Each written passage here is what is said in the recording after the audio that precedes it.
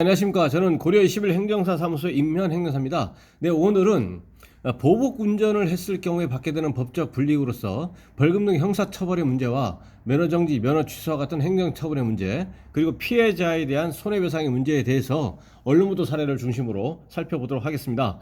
네, 오늘 영상의 내용이 도움이 되었다면 구독, 좋아요 부탁드리겠습니다. 그리고 이 영상의 끝부분에는 관련 영상이 연결되어 있으므로 필요시에는 참고하시기 바랍니다. 네, 먼저 제목을 보시면 왜 끼어들어 상향 등 경적에 충돌 사고까지 낸 40대 징역형이라고 되어 있습니다. 그 내용을 계속 보시면 자신의 차량 앞에 끼어들었다는 이유로 상향등을 켜고 경적을 울리며 쫓아가면서 보복 운전에 나선 40대에게 집행유예가 선고됐다. 제주지법 형사 1단독 신병직 부상판사는 특수상해 특수재물손괴 혐의로 재판에 넘겨진 A씨 46세에게 징역 1년에 집행유예 2년을 선고했다고 29일 밝혔다. 여기서 자신의 차량 앞에 끼어들었다는 이유로 이것을 이제 보통 운전자, 보복 운전을 하는 운전자 입장에서는 이제 보복 운전을 왜 야기하느냐라고 하면서 피해자의 이 행위에 대해서 보복 운전 유발 행위라고 규정을 짓고 이에 대해서 이제 보복을 하는 그런 차원에서 보복 운전이라고 하는 범죄 행위를 하게 되는 것이 일반적이라고 볼 수가 있습니다. 그 보복 운전의 유형에는 특수폭행, 특수협박, 특수상해, 특수손괴가 있고, 여기서 특수라는 용어가 붙는 이유는 자동차라고 하는 위험한 물건을 이용해서 그런 피해를 입혔기 때문에 이 형법에서 이제 특수라고 하는 이제 용어를 이제 앞에 붙게 됩니다. 그래서 A씨는 지난 2월 4일 오전 8시 55분쯤 승용차를 타고 도내 3차선 도로에서 고의로 과실로서 사고가 야기된 것은 과실범이기 때문에 일반적인 교통사고로 처리가 되는 것이고, 여기서는 이제 고의범입니다. 모든 보복 운전의 유형은 전부 다 고의를 가지고 하는 고의범입니다. 고의로 피해자의 차량을 고의로 충돌해 다치게 하고 차량을 손괴한 혐의를 받고 있다. 그래서 이제 고의로 피해 차량을 충격해서 사람을 다치게 하고, 그러니까 특수상해가 되고 차량을 손괴했다, 차량을 훼손시켰다, 특수손괴죄가 되는 겁니다. A씨는 피해자 차량이 차선을 받고 자신의 차량 앞에 끼어든 것에 불만을 품고, 이에 대해서 이제 불만을 품은 거죠. 이에 대해서 이제 순간적으로 이제 격분한 나머지 범행을 저지른 것으로 나타났다. 화가 난 A씨는 이에 대해서 자신의 차량 앞에 끼어들어서 어떻게 했느냐, 약 1km 구간을 상향등을 켜고 경적을 울리며 쫓아가. 여기까지는 특수협박으로 이제 평가될 수도 있습니다. 욕설을 한 것으로 조사됐다. 이 사고로 피해자는 전치 2주의 부상을 입었다. 이 결과적인 측면에서 특수상해, 이제 손괴가 되는 것이고요. 재판부는 피고인이 위험한 물건인 자동차로 피해자의 차량을 의도적으로 충격해 상해를 가해 범행의 죄질이 가볍지 않고 피해자와 합의하지 못한 점은 피고인에게 불리한 정사이라며, 다만 피고인의 잘못을 인정하고 있고, 인정하니까 이제 반성하는 거죠. 인정하고 반성하고 있다. 그리고 범죄 전력이 없는 초범이다라는 걸 고려해가지고 형을 선고했다라는 양형 이유를 설명했습니다.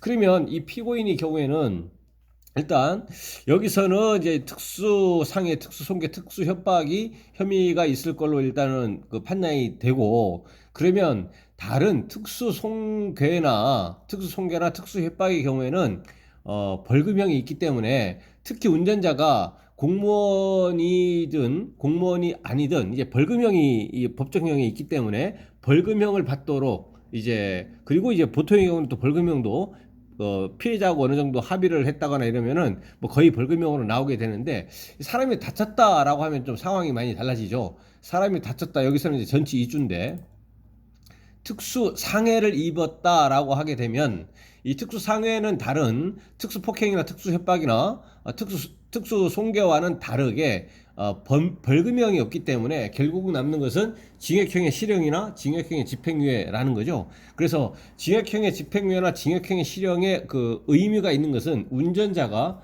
특히 이러한 형을 받았을 때 그 신분이 상실되는, 예를 들어서 공무원 신분 같은 경우에 굉장히 의미가 크다라는 얘기죠. 왜냐하면 그 이러한 사항으로 인해서 소속기관에서 징계 절차를 거쳐서 파면 해임이라든가 이런 배제 처분을 받게 되면 공무원 신분을 당연히 상실하겠지만, 그거와 별개로 형사 절차에서 형사 처벌이 이 특수상해를 원인으로 해서 벌금형이 아니고 징역형의 집행유예나 징역형의 실형을 받아버리면, 징역형의 실형이 아닌 징역형의 집행유예 형을 받기만 하더라도, 집행유예 형을 받기만 하더라도 공무원법에 의해서 명시적으로 규정이 되어 있는 것처럼 이제 공무원으로서 당연퇴직 사유가 됩니다. 그래서 공무원 신분이 이제 소멸이 되버리기 때문에, 이제 운전자가 공무원이 신분인 경우에는, 이제 특수상해인 경우에는 실질적으로 검사가 수사를 종결해가지고 재판에 넘겨버린다면 이제 굉장히 이제 공무원 신분을 유지하기는 굉장히 어려워지는 거죠. 그래서 이제 그 전 단계인 수사 단계에서 뭐 기소유예를 받는다거나 뭐 이런 식으로 해서 실질적으로 공무원 신분을 유지할 수 있는 그런 그 형이나 좀 처분을 받는 것이 어찌 보면 가장 유일한 방책이다라는 겁니다. 왜냐하면 기소가 돼버리면 뭐 특수 상해를 원인으로 해서 기소가 돼버리면 어떻든 징역형이나 징역형의 집행유예 가능성이 이제 나올 것이기 때문에, 예, 굉장히 어려워진다는 얘기죠. 신분을 유지하는 것이. 그래서 이제 특수 상해의 경우에는 다른 유형의 보복 운전과 다르게 더욱더 이제 평소에 운전할 때 유의할 필요가 있습니다. 그래서 특수 상해는 다른 보복 운전과는 좀 많이 이 법정형의 그 내용 때문에 좀 많이 다른 부분이다라고 이제 이해를 하시고 평소 운전을 할 때 좀 유의할 필요가 있겠다라는 생각입니다. 그래서 특수상해 형사처벌의 문제는 그것이고요.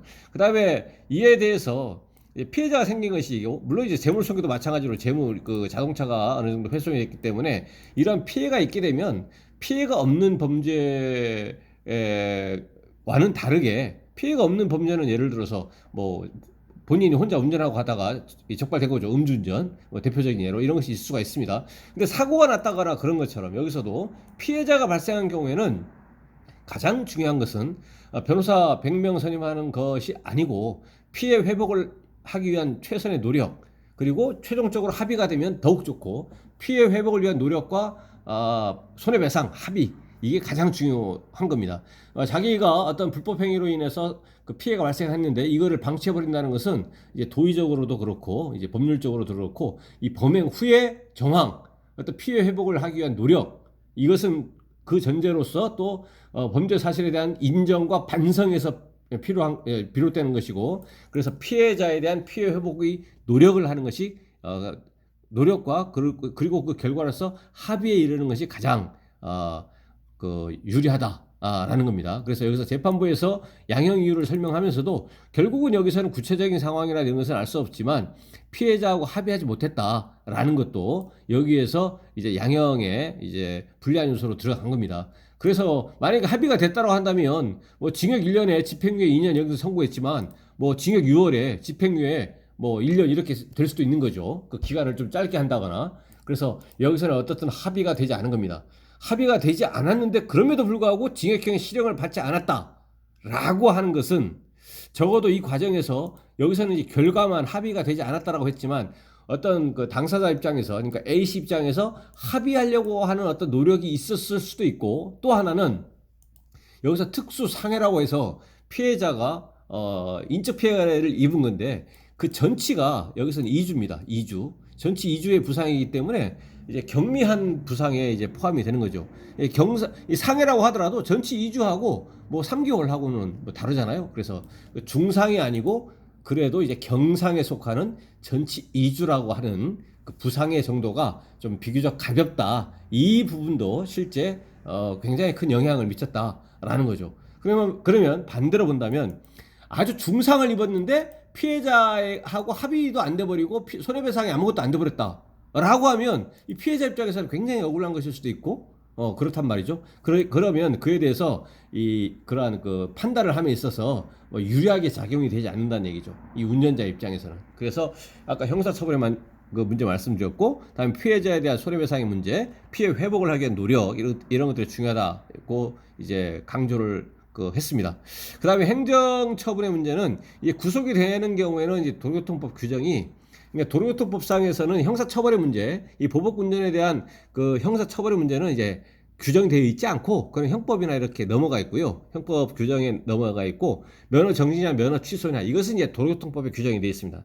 예, 난폭운전 같은 경우는 좀 다르죠. 난폭운전은 도로교통법 자체에 면허 정지, 면허 취소 같은 행정처분이 있을 뿐만 아니라 형사처벌도 이제 도로교통법에 규정이 되어 있습니다. 그래서 여기서는 이제 행정처분은 도로교통법 규정에 의해서 구속이 되는 경우에는 면허 취소 플러스 면허 취소 결격기한 1년 이렇게 되고, 구속이 되지 않은 경우, 그때는 그러니까 불구속 상태에서 입건이 된 거죠. 그런 경우에는 이제 100일 면허 정지가 됩니다. 100일 면허 정지에 대해서는 도로교통공단에서 특별교통안전교육 1차 받아서 면허 정지 기간 20일 감경, 2차 교육 받아서 추가로 30일 감경, 최대 50일 감경을 하는 것이 현실적인 어떤 그 합리적인 선택이 될 수 있습니다.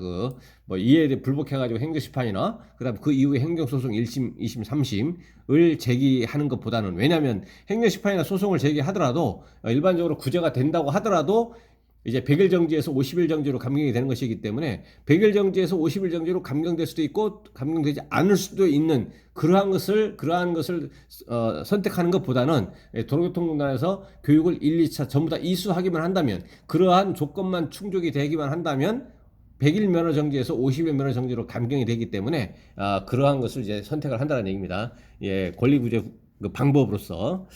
네, 그래서 오늘은 이제 보복운전에 대해서 형사처벌의 문제와 그 다음에 피해자에 대한 손해배상의 문제, 그리고 면허정지, 면허 취소와 같은 행정처벌의 문제에 대해서 언론보도 내용을 토대로 살펴봤습니다. 네, 오늘 영상의 내용이 도움이 되었다면 구독, 좋아요 부탁드리겠습니다. 네, 그리고 오늘 영상의 내용에 질문 있으시면 댓글 남겨주시면 대댓글이나 별도의 영상으로 답변 드리겠습니다. 네, 감사합니다.